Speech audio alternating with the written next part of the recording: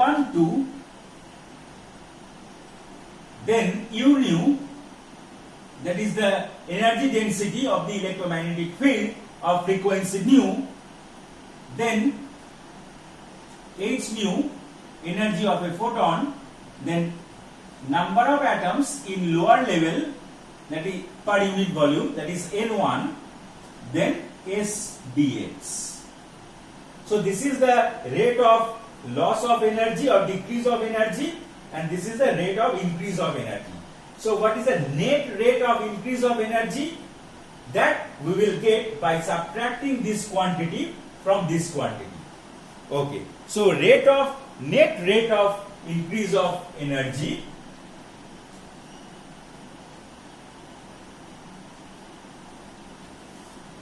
net rate of increase of energy inside the slab is B21 U nu H nu N2 S dx minus B12 U nu H nu N1 S dx. Okay. Now, in my earlier lecture, I have shown that B12 is equal to B21. That is Einstein's B coefficient. So, B12 is equal to B21, that I am calling as B. That is the Einstein's B coefficient. So, this and this are same. So, this expression can be written as, see, everything, all the terms are common except N2 and N1. So, this I can write as N2 minus N1 bracket U nu H nu then S B S dx. So, this is the net rate of increase of energy inside the slab. Okay.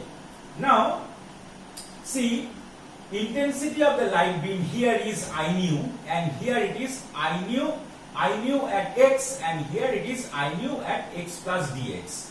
So, intensity means energy carried per unit area per unit time. So, the energy carried away by the beam through this surface S is I nu. So, let me write down. So, the net energy carried away by the beam out of the slab is I nu x plus dx minus I nu x. This will be multiplied by the area S, because intensity means the energy carried per unit area per unit time. So, the per unit time, the energy carried away by the beam across S is I nu at x plus dx minus I nu at x into S.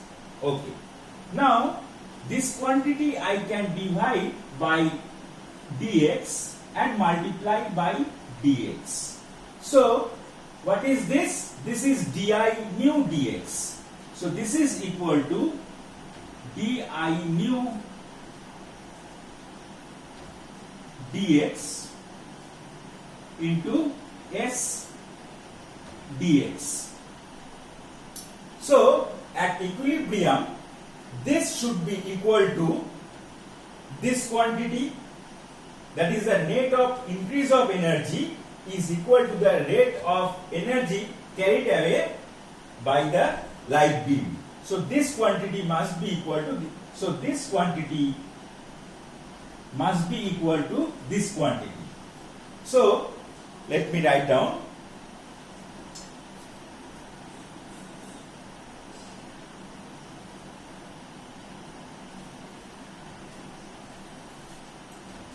So di nu dx into s dx, that will be equal to n2 minus n1, then b u nu h nu s dx. Okay. Now I can cancel s dx from both sides. So therefore di nu dx is equal to n2 minus n1, then b u nu h nu. So this is the expression of di nu dx. Okay. Now the rate of gain of intensity or increase of intensity, rate of gain in intensity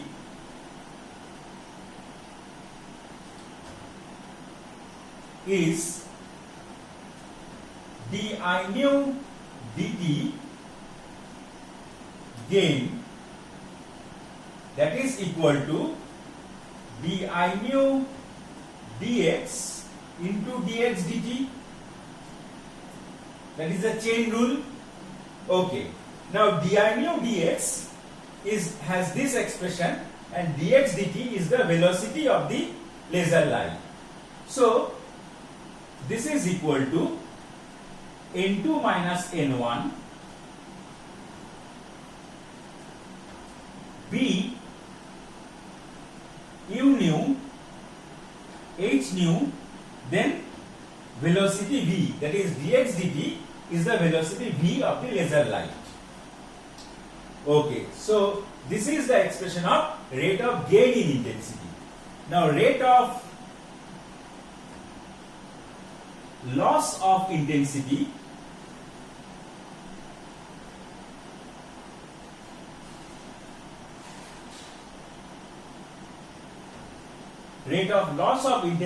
is di nu dt loss is equal to,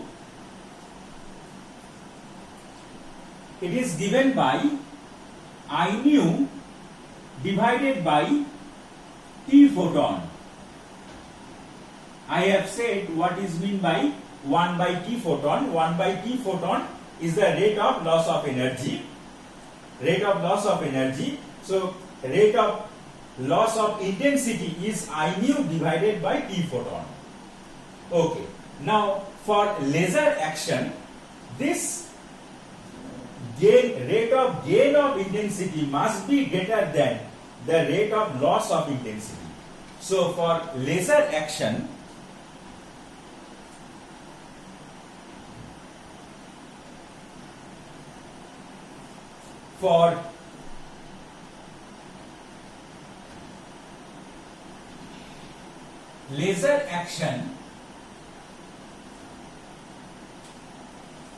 di nu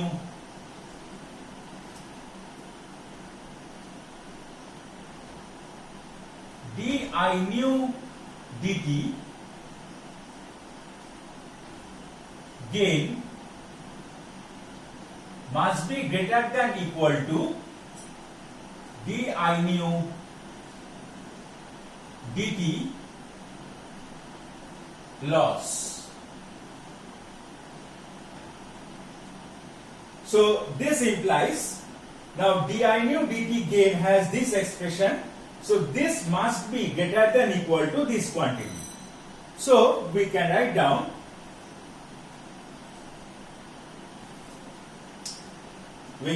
down that n2 minus n1 b u nu h nu into v must be greater than equal to I nu divided by T photon. Okay, so this is the condition for laser action. Now I will modify a little bit this expression. See,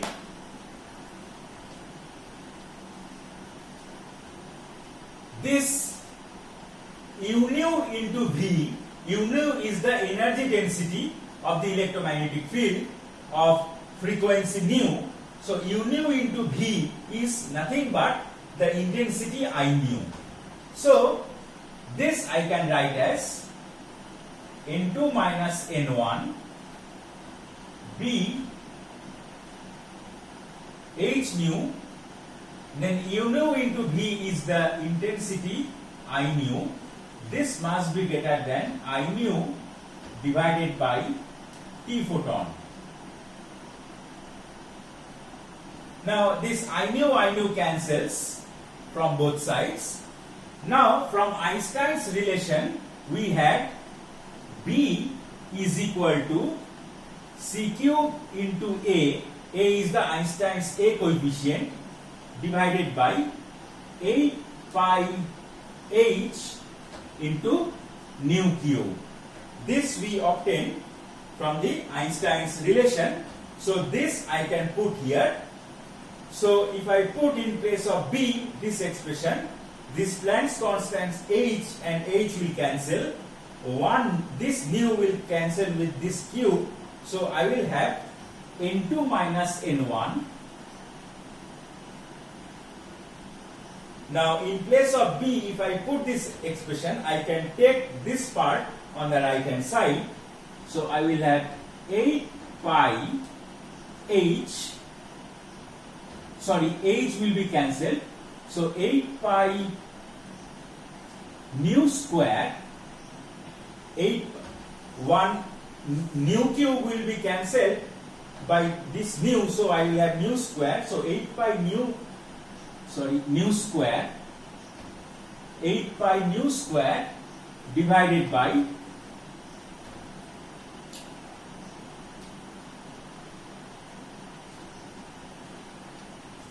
C cube into A, then T photon. So 8 pi nu square by C cube into A into T photon. A is the Einstein's A coefficient. Now, if the atoms which are undergoing spontaneous emission, so if the lifetime of that atom in the upper, so suppose TSP is the lifetime of the atom which are undergoing spontaneous emission in the upper state. So TSP is that lifetime of an atom undergoing spontaneous emission in the upper state. So TSP is that quantity. So TSP is related with Einstein's A coefficient as 1 by A. So Einstein's A coefficient is related with TSP in this way. So I can modify this expression as, here I have greater than equal to sign. You have to be careful. See, this greater than equal to sign I have created here. So our final expression for threshold condition for laser action is N2 minus N1. N2 minus N1 is greater than equal to, now in place of A, I will put 1 by TSP, so TSP will go upstairs. So 8 pi nu square TSP divided by C cube into T photon. So C cube into T photon.